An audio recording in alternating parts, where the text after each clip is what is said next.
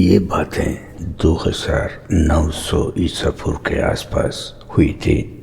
नूह यानी मनु के सबसे पसंदीदा और पवित्र पुत्र शेम, जिसे राजा भारत के नाम से भी जाना जाता है, ने प्राचीन भारत की स्थापना की थी।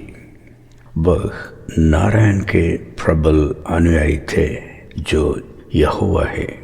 इस बिंदु पर उनके भाई हाम यानी कामदेव की वंशज जिसे राम और कृष्ण ने भारत पर कब्जा कर लिया और भारतीयों पर शासन करना शुरू कर दिया।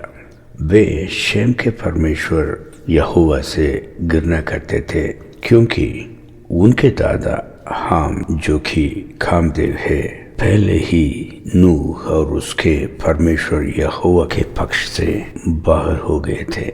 इसके बारे में आप बाइबल में पढ़ सकते हैं।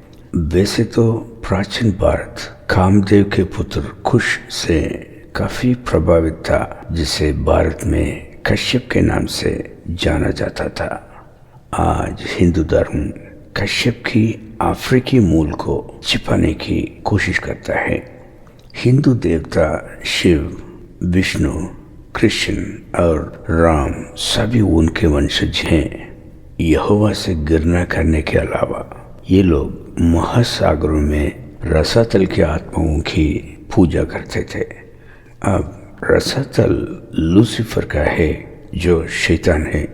वह वहाँ इसलिए है क्योंकि यहीं पर महादूत माइकल ने उसे खटखटाया था जब उसने स्वर्ग में परमेश्वर के खिलाफ विद्रोह किया था।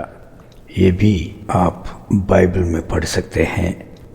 अब प्रत्येक आत्मा जो परमेश्वर के विरुद्ध कार्य करती है, वह इसी स्थान से है। अप्सराएं हो या मुनि या गण, वे सभी जल के भीतर से हैं। काली और गणेश वहीं से हैं। गणेश या गणपति शब्द का अर्थ है गणाओं का प्रमुख। गण रसातल के कुछ विषम आकार के आध्यात्मिक प्राणी हैं जो शिव के साथ जाते थे। यदि आप मुझसे पूछें तो रसातल की आत्माओं से दूर रहना बहुत अच्छा विचार है दोस्तों। अब केवल शिव ही नहीं है जिन्होंने उनके साथ बातचीत की। हाम के सब वंशज यही कर रहे थे। राम का हनुमान से कुछ ऐसा ही संबंध है। क्या आप जानते हैं कि हनुमान भी जल की ही थे? अप्सराएं जल से हैं। उन्हें अप्सराएं कहा जाता है क्योंकि वे अप्सु से हैं, जो अकारियन भाषा में रसातल है। यहाँ स्वर्णमचा नाम की एक अप्सरा के साथ हनुमान का चित्रण है। रामायण के थाई और कंबोडियन संस्करणों के अनुसार हनुमान के पास उनके माध्यम से मचानु नाम का एक पुत्र था। अब यूएफओ भी पानी से हैं, जो इन मायावियों द्वारा संचालित होते हैं। ये प्राचीन विमान है जिनके बारे में हिंदू धर्म बात करता है, क्योंकि हमारे महासागर इतने विशाल हैं। वे लोगों से थोड़ी दूर में पानी से ऊपर उठेंगे और उनके सामने उतरेंगे, ताकि उन्हें विश्वास हो सके कि वे स्वर्ग या बाह्य अंतरिक्ष से आए हैं। अनुनाकिस के साथ भी ऐसा ही है। कोई अन्य इकाई नहीं है जो दुनिया से बाहर आई हो। सब कुछ हमारे ग्रह के भीतर हो रहा है दोस्तों। शैतान सभी झूठों का बाप है और उसके साथी भी उनसे कम नहीं है। वे हमसे झूठ बोलते हैं। नूह के जल प्रलय के दौरान परमेश्वर को पानी से संसार को नष्ट करना पड़ा, क्योंकि इन दुष्ट आत्माओं ने उसकी सृष्टि को इतना नुकसान पहुंचाया था। और जल प्रलय के बाद उन्होंने वही दोहराने की कोशिश की जो उन्होंने जल प्रलय से पहले किया था, और परमेश्वर ने उसे निपटा।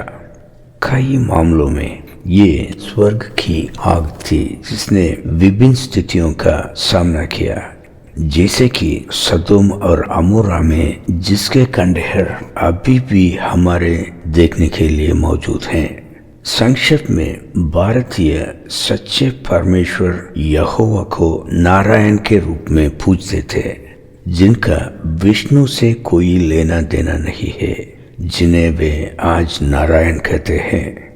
क्योंकि शेम यानी राजा भरत ने यहोवा परमेश्वर की इतनी प्रशंसा की, उन्होंने उन्हें अपने महाकाव्यों में विदूषक नारद के रूप में छिपा दिया।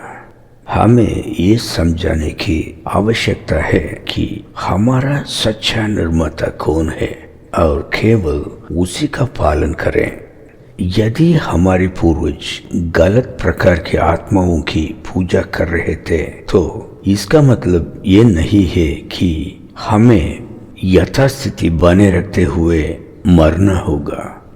बाइबल कहती है कि एक ही जीवन है और जब वक्त समाप्त होता है तब न्याय होता है। पुनर्जन्म एक घोर झूठ है। वेदों ने इसका उल्लेख नहीं किया। फिर ये कहाँ से आया? कोई भी मृत आत्मा किसी के शरीर में प्रवेश करके अपने अतीत के बारे में बात करना पुनर्जन्म का प्रमाण नहीं है।